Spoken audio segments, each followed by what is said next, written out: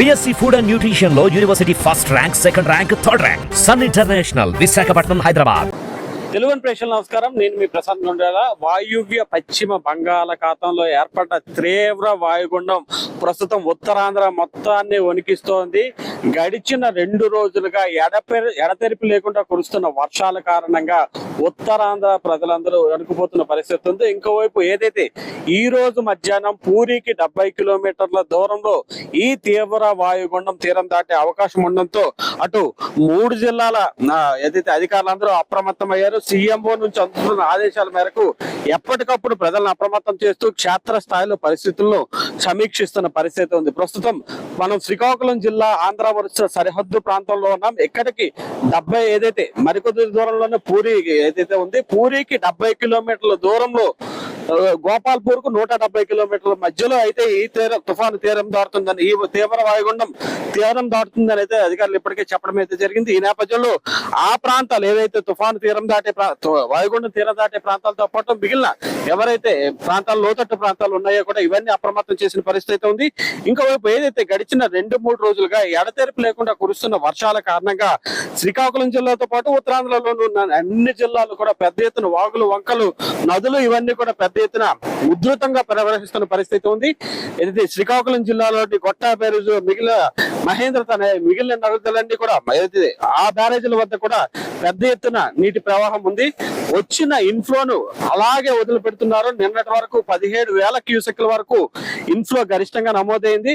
వచ్చిన 17,000 క్యూసెక్ల నీటిని అదే విధంగా అవుట్ఫ్లోకి అయితే విడిచిపెడుతున్నారు. ఈ నేపథ్యంలో లోతట్టు ప్రాంతాలన్నింటినీ అప్రమత్తం చేశారు. లోతట్టు ప్రాంతాలు అయితే ఏవైతే ఉన్నాయో ఎర్రమండలం, అదేవిధంగా పాతపట్నం నియోజకవర్గం పరిధిలోని అనేక గ్రామాల లోతట్టు ప్రాంతాలన్నింటినీ అప్రమత్తం చేశారు. అక్కడ ప్రత్యేకంగా ఎవరైతే కొన్ని బృందాలను కూడా నియమించి అక్కడ ఎప్పటికప్పుడు పరిస్థితులు అయితే సమీక్షిస్తున్న పరిస్థితి ఉంది.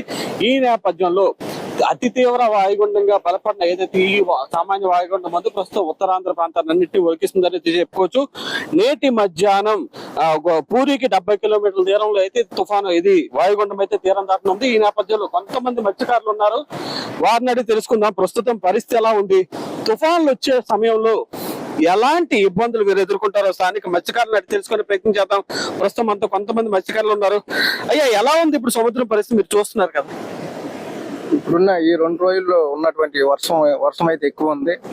దానివల్ల మరి మన జిల్లాలో తీరం దాటే పరిస్థితులు ఉన్నాయి కాబట్టి నాకైతే ఎక్కువ భయాందోళనగా ఉంది. ఎందుకంటే ఇలాంటి ప్రకృతి విపత్తులు వచ్చేటప్పుడు ముందుగా ఎదుర్కోవాల్సింది మా మత్స్యకారులమే కాబట్టి మరి మాకు ఏమైనా నష్టం జరిగినట్లయితే జరుగుతుందనే భయంగా ఉంది. కాబట్టి మన జిల్లాలో తీరం దాటున్నాం కాబట్టి భయాందోళనగా ఉంది. ఏదైతే గతంలో అనేక తుఫాన్లు శ్రీకాకుళం జిల్లాను వణికించాయి. మిగిలిన అన్ని తుఫాన్లు వచ్చినప్పుడు ప్రధానంగా మొదటగా ఇబ్బంది పడే మత్స్యకారులే. ఆ టైంలో ఎలాంటి ఇబ్బందులు పడ్డారు? అలాంటి ఇబ్బందులు పడకుండా ఉండడానికి ప్రభుత్వాలు ఎలాంటి చర్యలు తీసుకుంటే బాగుంటుంది? గతంలో ఎన్నోసార్లు అయితే మేము చాలా ఇబ్బందులు పడ్డాం ఈ విపత్తుల వల్ల. ఎలాంటివి అంటే నష్టం ఎలాంటిది వాటిల్లుతుందంటే మా బోట్లు పోవడం కానీ, వలలు పోవడం కానీ, దానివల్ల భారీ నష్టాన్ని అయితే కోల్పోయాం గతంలో తిత్లీ టైంలోన. మరి అలాంటప్పుడు ప్రభుత్వాలు ఆదుకుంటే బాగుంటది.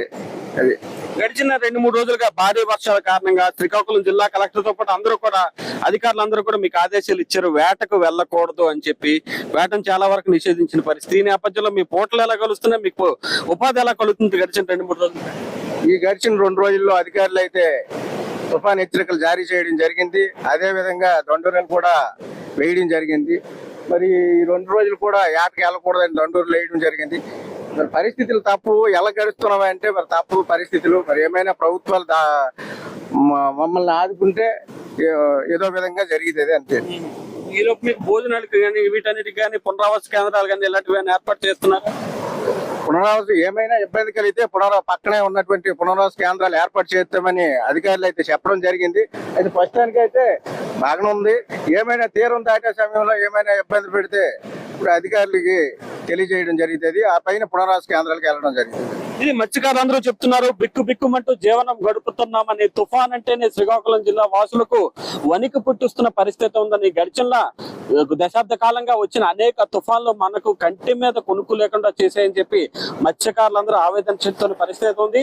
వీరి ఆవేదన ఇలా కొనసాగుతున్న సందర్భంలోనే నేటి మధ్యాహ్నం పూరికి 70 కిలోమీటర్ల దూరంలో తీవ్ర వాయుగుండం అయితే ప్రస్తుతానికి తీవ్ర వాయుగుండంగా ఉంది. అది గంటకు 60 కిలోమీటర్ల వేగంతో ప్రయాణిస్తుంది. ఈ నేపథ్యంలో నేటి మధ్యాహ్నం అయితే పూరికి 70 కిలోమీటర్ల దూరంలో అయితే ఈ తీవ్ర వాయుగుండం తీరాన్ని తాకే అవకాశం ఉంది. ఈ నేపథ్యంలో 3 జిల్లాల అధికారులు అయితే అప్రమత్తమయ్యారు. ఏదైతే తీర ప్రాంతాలు ఉన్నాయో, అదే విధంగా ఎక్కడైతే భారీ ఎత్తున వర్షాలు పడుతున్న నేపథ్యంలో నదీ పరివాహక ప్రాంతాలు ఉన్నాయో ఈ ప్రాంతాల్లో ప్రజలందరినీ అప్రమత్తం చేశారు. అధికారులు అయితే క్షేత్రస్థాయిలో పర్యటనలు చేస్తూ ఎవరైతే బాధితులు ఉన్నారో వారందరినీ సురక్షిత ప్రాంతాలకు తరలించడంతో పాటు మిగిలిన ప్రాంతాల వారందరినీ అప్రమత్తం చేస్తున్న పరిస్థితి ఉంది. మొత్తానికి అధికారులందరూ శ్రీకాకుళం జిల్లా కలెక్టరేట్ లో కూడా ఒక కంట్రోల్ రూమ్ ఏర్పాటు చేసి ఎప్పటికప్పుడు పరిస్థితిని సమీక్షిస్తున్న పరిస్థితి ఉంది. మొత్తానికి ఒక రెడ్ అలర్ట్ అయితే మొత్తంగా ఉత్తరాంధ్ర మొత్తంగా కూడా అధికారులందరూ కూడా అలర్ట్ గా ఉండాలని చెప్పి సీఎంఓ నుంచి వచ్చిన ఆదేశాల నేపథ్యంలో క్షేత్రస్థాయిలో పరిస్థితులు మరింత క్షుణ్ణంగా తనిఖీ చేస్తున్న పరిస్థితి ఉంది. శ్రీకాకుళం జిల్లా ఆంధ్ర వరుస సరిహద్దు ప్రాంతం నుంచి ప్రశాంత్, తెలుగు న్యూస్.